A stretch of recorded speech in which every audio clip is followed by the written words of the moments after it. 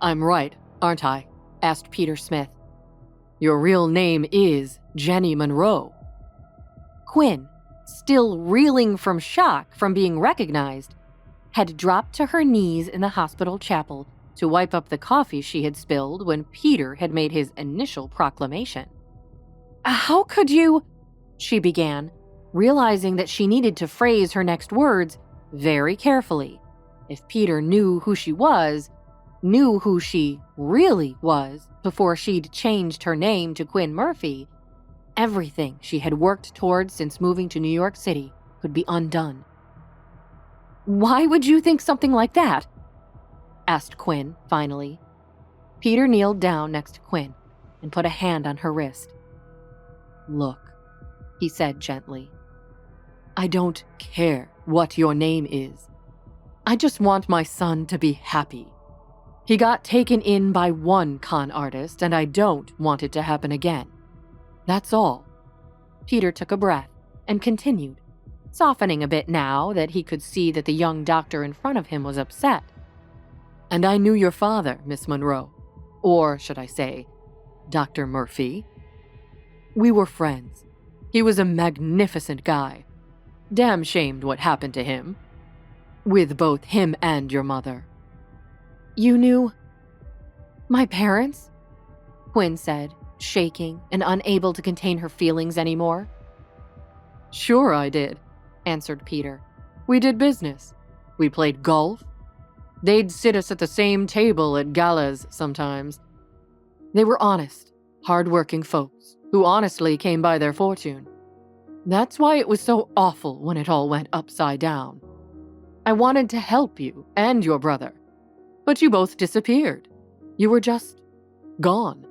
Until I saw you at my dinner table the other night, that is.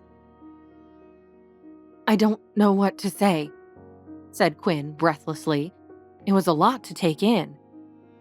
It's a lot, I know. But I just have one question. Does my son know? Have you told Fred? Quinn knew that this moment was an incredibly important one. Peter knew her secret and could expose her at any time. But Peter had also been friends with her parents and seemed like a compassionate man. She could lie, but he could easily find out.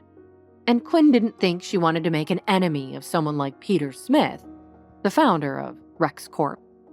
Her only option here was to allow herself to become vulnerable. She had to trust Peter. No. I'm sorry, Peter, but I haven't, she said sheepishly. I'm not proud of it. Perhaps I will one day, but I have my reasons. You have to believe that. I don't mean you or your son any harm. I swear on my parents' grave.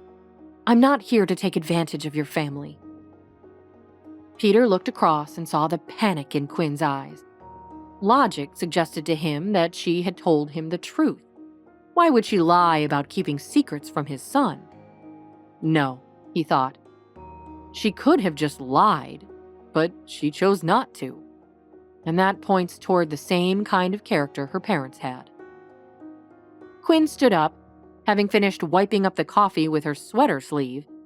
She'd have to wash it later, but that didn't matter right now. Peter also stood and placed his hand on Quinn's shoulder.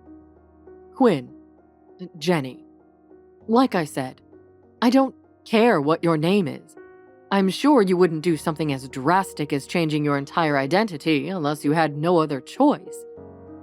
I can only imagine some of the reasons a young woman might have for doing that. And all I can say is, I'm sorry. Quinn's lower lip trembled. She could not believe Peter's kindness. She had chosen to tell the truth, and it had been the right decision. In honor of Sam and Lila, who Marcy and I adored, I will keep your secret. You can count on me. All I ask is that you be good to my son. If a situation presents where it makes sense to explain this to him, I hope you will. We all have secrets, Quinn, but I'm betting that yours would not hurt anyone. You hardly seem like that kind of a girl. If this were about Fred's money, you certainly would not have wiped up spilled coffee with an Angora sweater. Peter's face broke out into a playful grin. I don't know how to thank you, Peter. This was a shock. I wasn't prepared to have anyone recognize me. But I have a strange feeling that I can trust you too. You're the first person I've encountered who knew my parents. And I can't tell you how much that means to me. What I mean to say is, thank you. Don't mention it, He said, dipping his chin with an air of chivalry. I mean it. Really. Don't mention it. Both Quinn and Peter laughed as they left the chapel together. Hi, Quinn here, and if you're wondering what happens next, click on the link in the description to listen to the full audio series. You can also watch the next episode here in the playlist.